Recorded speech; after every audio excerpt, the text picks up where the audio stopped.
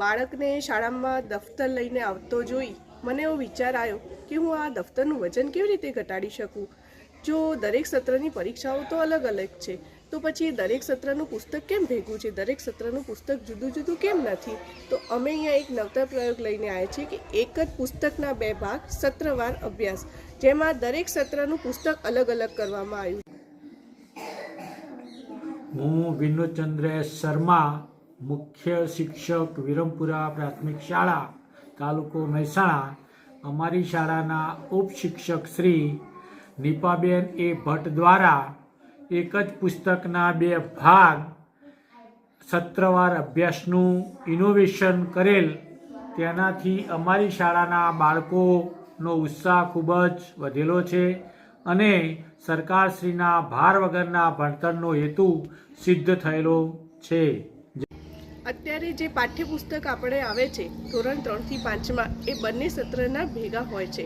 તો આ ઇનોવેશન મુજબ અમે દરેક સત્રનું અલગ અલગ પુસ્તક બનાવી દીધું છે અને એ પુસ્તક બાળક લઈને આવે છે તો એના દફતરનું વજન અડધાથી ઓછું થઈ જાય છે. તો આ ઇનોવેશનથી બાળકને દફતરનો ભાર ઓછો થયો છે અને ભાર વિનાના ભણતરનો હેતુ સિદ્ધ થયો છે. હું કોમલબેન ચૌધરી વિરમપુરા પ્રાથમિક શાળામાં ધોરણ 3 થી 5ના શિક્ષક તરીકે ફરજ બજાવું છું. અમારી શાળાના શિક્ષક શ્રી નીપાબેન દ્વારા એક નવતર પ્રયોગ કરવામાં આવ્યો છે. આ પ્રયોગનું નામ છે એક જ પુસ્તકના 2 ભાગ, સત્રવાર આયોજન. આ પ્રયોગ અંતર્ગત તેમણે અમારા 3 થી 5ના જે પુસ્તકો છે, જે ખૂબ જ જાડા હતા અને ખૂબ જ વજનદાર હતા, તેના 2 ભાગ કરી કાઢ્યા છે અને એ 2 ભાગ સત્ર પ્રમાણે કરેલા છે.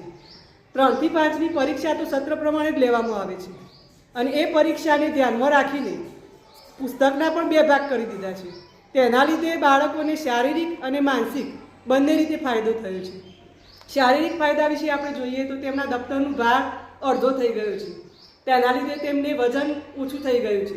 અને બીજો માનસિક ભાર કે જે જાડા પુસ્તકો જોઈને તેમના પ્રત્યે તેમનો જે અણગમો હતો, એ જાડા પુસ્તકોનો જે ભય હતો, તે તેમના મનમાંથી દૂર થઈ ગયો છે અને એ ભય દૂર થવાને લીધે તે ખૂબ જ ઉત્સાહથી આ પુસ્તકોનો અભ્યાસ કરે છે અને તેમના મનમાં આ પુસ્તકો પ્રત્યેની જે અરુચિ હતી એ દૂર થઈને એ પુસ્તકો પ્રત્યે પ્રેમ છે અને એના લીધે એમના ભણતરમાં પણ સુધારો થયો છે અને તેમના ઉત્સાહમાં પણ સુધારો થયો છે.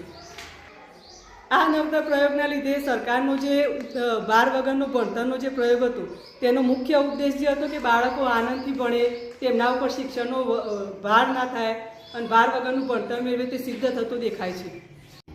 અત્યારે જે પાઠ્યપુસ્તક આપણે